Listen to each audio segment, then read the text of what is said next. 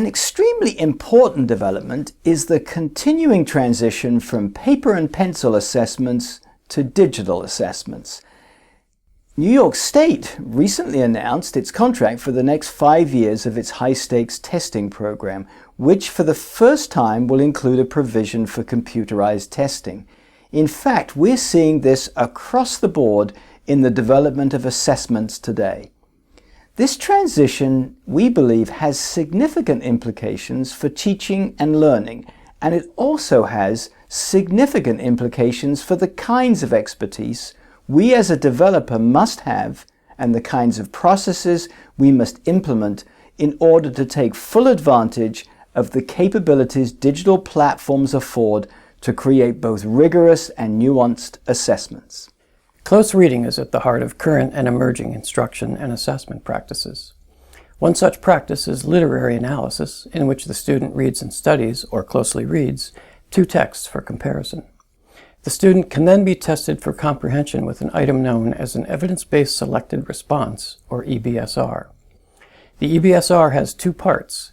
The first is a multiple choice item, a question with 4 answer choices. The second part asks a student to support his or her first answer with evidence from the texts. The student identifies that text evidence, which can offer direct evidence or evidence that must be inferred through close reading. The second part can be another multiple choice question, but in the case of literary analysis, which calls for analytic reasoning, the student has the opportunity to support his or her choice with a written response that can be evaluated for accuracy and relevance. The EBSR is just one of the techniques being used in the next wave of testing that can result in more nuanced assessments. Today's technology innovations help educators assess student understanding with a greater degree of accuracy and reliability than prior assessment tools.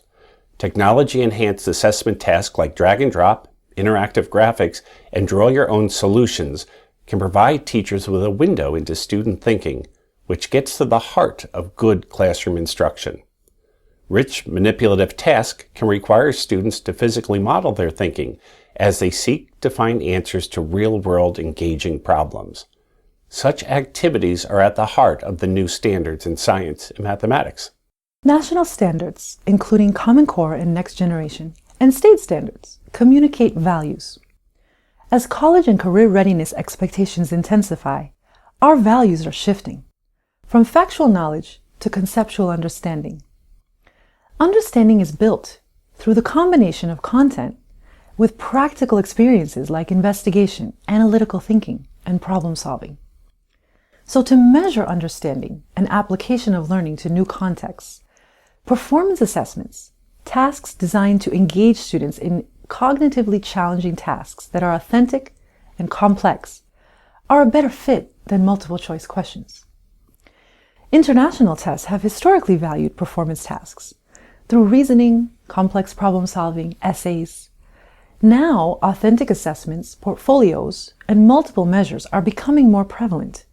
Even the AP exam is moving toward inquiry-based, reasoning-oriented questions. For the first time since the introduction of No Child Left Behind, the United States has the potential to be on a par with other countries in aligning our long-term learning expectations with our assessments, and to truly expand students' opportunities to demonstrate evidence of those learning expectations we value. The key is to mirror those performance assessments in our instruction. Following all the controversy around the Common Core, many people might think that high-stakes testing is going away. It's not. Yes, formative assessment is growing in importance, and the major publishers are including formative assessments in their offerings. Yes, the states are again taking the lead in developing assessments unique to their own jurisdictions. And yes, the Elementary and Secondary Education Act, nicknamed No Child Left Behind, will be undergoing changes. But the taxpayers want accountability. So the bottom line for me is simply that high-stakes testing might be changing, but it is here to stay.